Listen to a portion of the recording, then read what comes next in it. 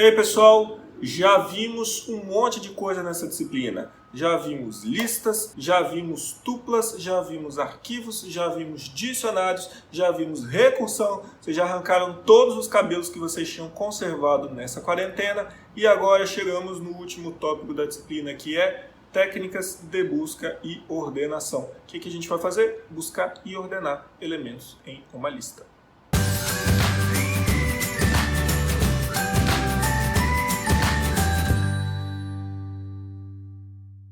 Algoritmos de busca verificam se um determinado elemento ocorre ou não em uma sequência. A gente já cansou de fazer funçõezinhas lá no início da disciplina que verificavam se o elemento ocorre ou não numa lista. Por que a gente tem um tópico só para isso então, professor? Não é possível que é tão fácil assim. Em primeiro lugar, como vocês lembram, o comando in do Python já faz isso para mim. Se eu tenho uma lista de números inteiros e verifico if 5 em lista, ele já vai me dizer se esse número inteiro está ou não presente na lista L. Então eu não precisaria criar uma função só para isso. Mas se os elementos da minha lista são um pouco mais complexos, se eu tenho, por exemplo, uma lista de tuplas com nome e CPF, lembra o que eu tinha que fazer? Eu tinha que percorrer cada elemento da lista, pegando os carinhas de 2 em 2, vendo se algum deles tinha o CPF correspondente àquele cara que eu queria buscar. A gente fez isso no bolão, por exemplo. Então é necessário eu saber buscar um elemento, porque nem sempre o in vai resolver a minha vida.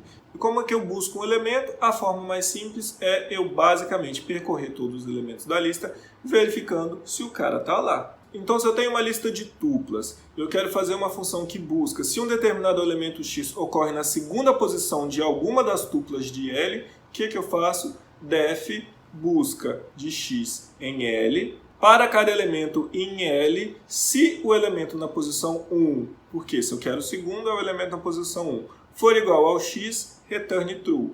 Terminei o loop, não encontrei esse cara, retorno falso. Ou se eu quiser, ao invés de só saber se o cara está lá, se eu quiser saber em que posição o cara está, o que eu faço? For i in range L, se L em si 1, quer dizer, L em si é cada um dos elementos da lista, posição 1, por quê? Porque eu quero saber se x é o segundo elemento de algum dos carinhas que está lá na lista.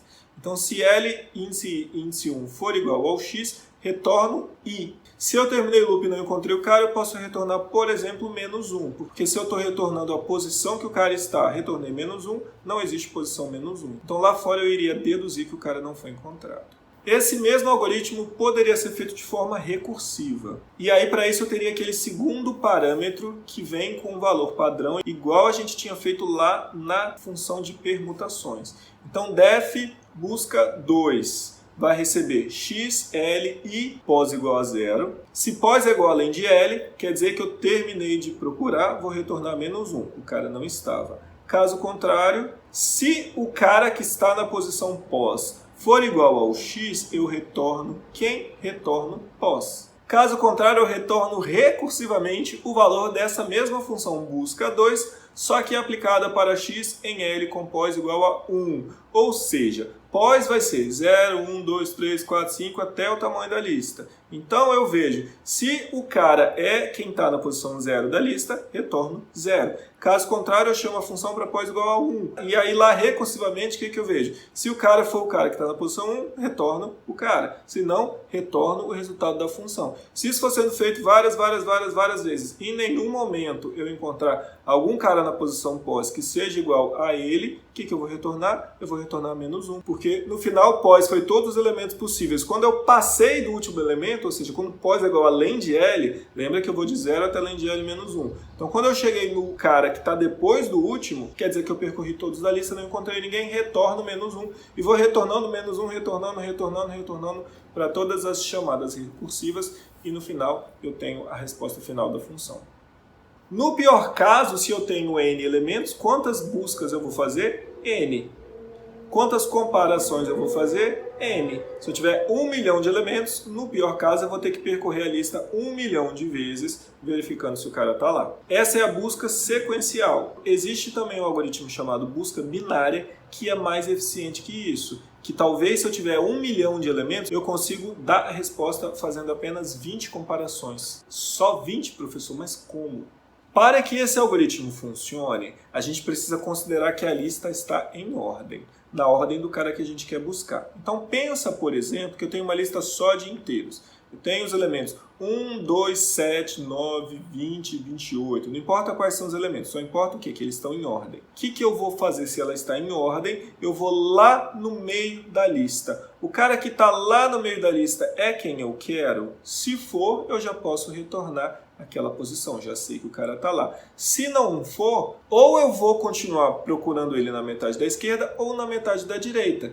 Por quê? Porque a lista está em ordem. Então pensa que eu tenho essa lista aqui do lado. Quais são meus elementos? 12, 13, 15, 19, 24, 28, 39, 57, 59, 63, 67, 69 e 74. Vamos supor que eu quero saber se o 57 está lá e qual é a posição do 57. O que eu vou fazer? Pego o meio da lista. Quem é o meio da lista? É o 39. 57 é o 39? Não. Então eu ainda não achei. Não quer dizer que ele está lá, nem que ele não está lá. Eu só não achei ainda.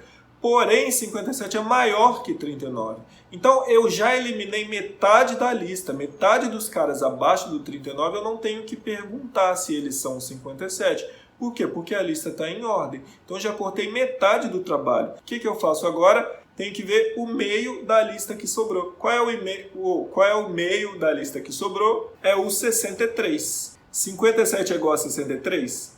Não. Mas ele está acima ou abaixo? Abaixo. E eu já sei o quê? Eu já sei que o 57 estava acima do 39 e ele está abaixo do 63. Então só sobrou aquele meiozinho para ele estar. Eu já tirei todos aqueles outros números. Eu só preciso agora buscar o 57 entre esses dois. Qual é o meio de uma lista que só tem 2? Aí cabe a você decidir se o meio vai ser o da esquerda ou da direita, porque não tem meio ali. Então vamos supor que quando eu tenho 2 só, eu considero que o meio é o da esquerda, por exemplo. 57 é igual a 57? É. Achei. Quantas comparações eu fiz? Só 3.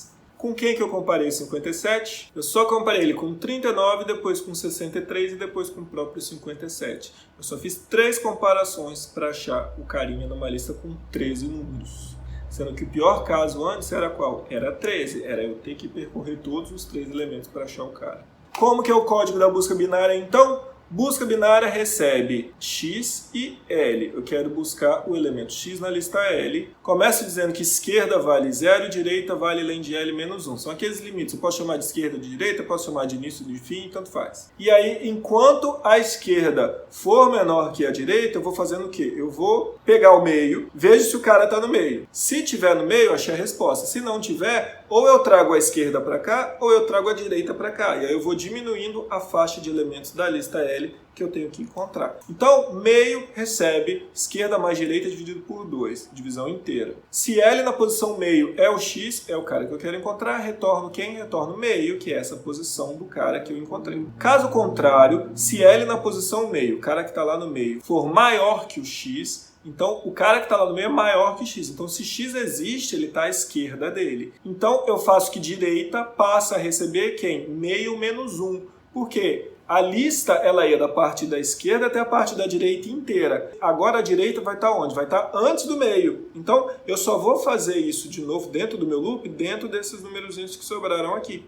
Entendeu? Caso contrário, quer dizer que ele não está à esquerda, ele está à direita. Então, em vez de mexer na direita, eu mexo na esquerda. A esquerda vem para cá e eu repito o loop fazendo o quê? O meio aqui. Quem vai ser o meio aqui? A lista estava assim, agora está assim. Quem é o meio aqui? Esquerda mais direita dividido por 2. Acho o novo meio, vejo onde ele está e vou andando ou com esquerda ou com direita e vou diminuindo esses intervalos até só ter 1 e eu achar o cara lá. E se eu não achar, retorna menos 1. E por fim, é claro que eu não ia deixar de fazer a busca binária recursiva. Como seria esse mesmo algoritmo recursivamente? Ele teria que receber X, L, esquerda e direita. Então se você for chamar a busca binária recursivamente, você tem que dizer de cara quem é esquerda, que a princípio é sempre 0, e quem é direita, que é o tamanho da lista menos 1. Você teria que passar esses 2 parâmetros para ela para poder chamar recursivamente. E aí o que eu vou fazer? Se direita é menor que esquerda, quanto que direita pode ser menor que esquerda? Não pode, quer dizer que eu fui ajustando esses intervalos e a direita passou. Se a direita passou, quer dizer que eu não encontrei o cara. Retorna menos 1. O cara não estava lá. Caso contrário, quer dizer o quê? Quer dizer que ainda tem listas ali nas quais eu posso encontrar o cara que eu queria. Então o que eu vou fazer? Encontro o meio, igual eu fazia na função iterativa. Se o cara no meio for exatamente igual ao x, retorna essa posição do meio. Caso contrário, se o cara que está no meio for maior que o x, quer dizer que ele está à esquerda, então eu chamo a própria função da busca binária recursivamente, passando como parâmetro o mesmo x, o mesmo L, só que agora eu vou mudar a direita. A esquerda continua igual, eu tinha essa lista grandona. Eu sei que o cara é menor do que o que está no meio, então a direita vai ser isso aqui. Eu vou chamar a mesma função, passando o mesmo x e a mesma lista, só que eu mudo quem é a direita dele. Então eu vou refazer a função só para essa metade que está aqui nesse cantinho. Caso contrário, faço algo análogo, mas ao invés de chamar ela recursivamente mudando a direita, eu chamo ela recursivamente mudando a esquerda. Acabou.